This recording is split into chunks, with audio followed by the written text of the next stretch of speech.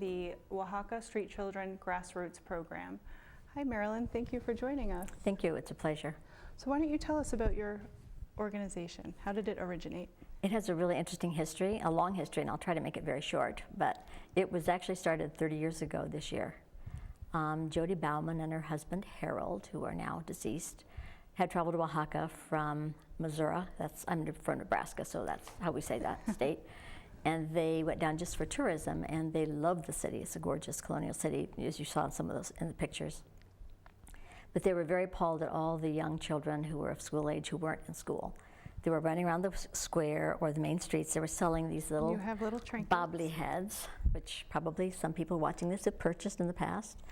They definitely weren't in school. And so this couple were so concerned that they decided to kind of follow these kids home one day in Oaxaca. Mm-hmm. And over a period of time, they got the confidence of the mother, who didn't speak Spanish, as it was, mm-hmm. As it were. And so they got her confidence and became sponsors of her children just to buy the school supplies.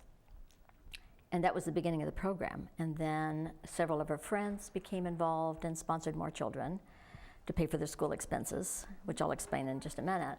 And little by little it grew. In 1996, it was chartered as a nonprofit, mm-hmm. with nonprofit status in the United States, where we have the name Oaxaca Streetchildren Grassroots.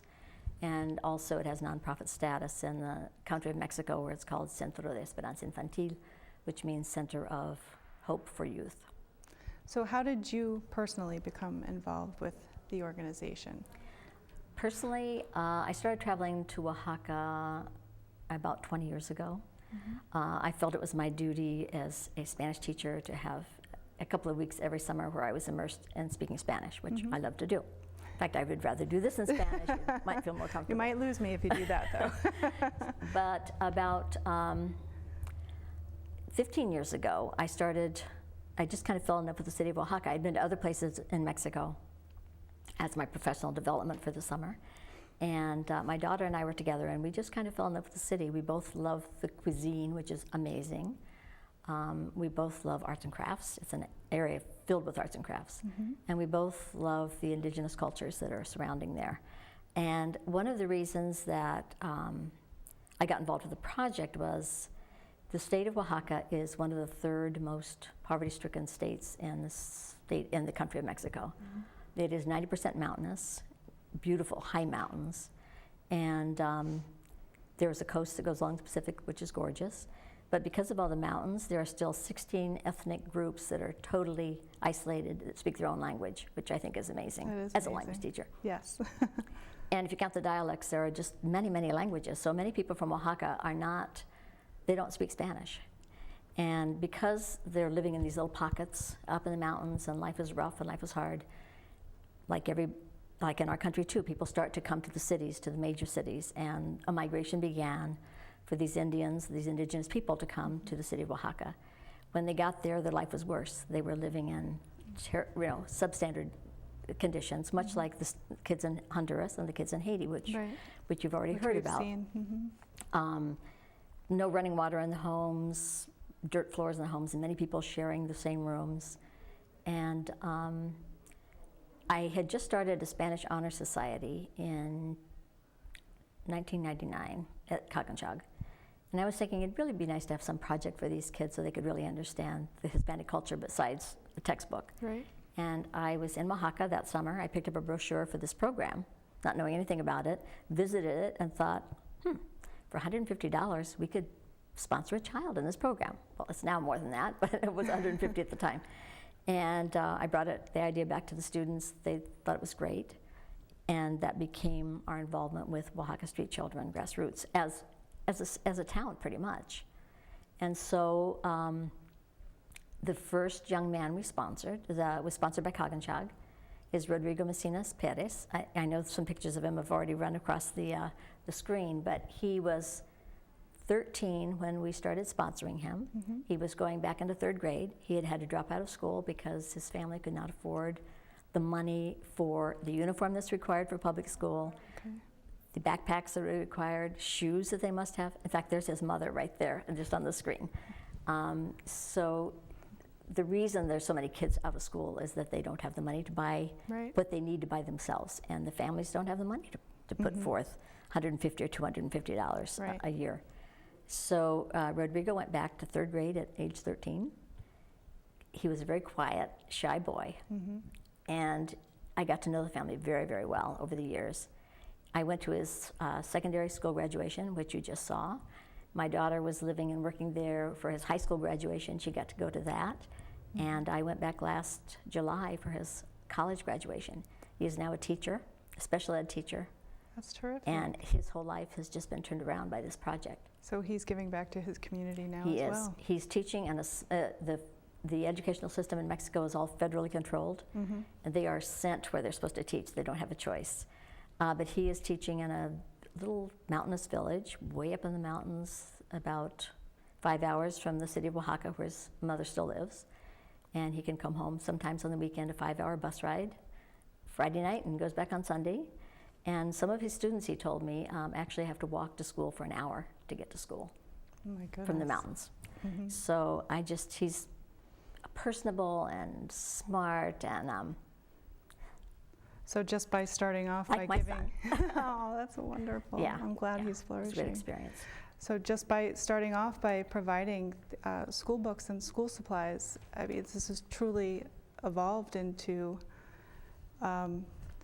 really providing these kids, giving them the ability to get an education Right. and contribute to their society. Right, and our mission is simply to offer an education to the kids who live in the most extreme poverty in Oaxaca.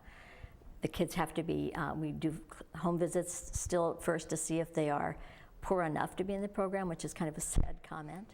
But we always have a wait list. We need sponsors. The sponsorships, we've now raised them to $250. We used to have a graded system, so elementary was cheaper, et cetera. But now it's $250 a year. And when somebody sponsors a child, our hope is that they will continue that on a yearly basis until that child wants to drop out of school. Now, the very cool thing is that now we have 600 in the program. 600. Over 60 are university students. And in Wonderful. this little newsletter that comes out once a year by the Plus turtle. down there, yeah, Turtle just fell. These are the 10 graduates this year from college, from the program. That's terrific. There are a couple, there's an attorney in here, there's a sociologist, some medical students, there was a criminology major. So their professions that they have forestry, yeah. decided to go into Right, have been very diverse. Right. And they would have never had a clue that those things were possible when they were in elementary school.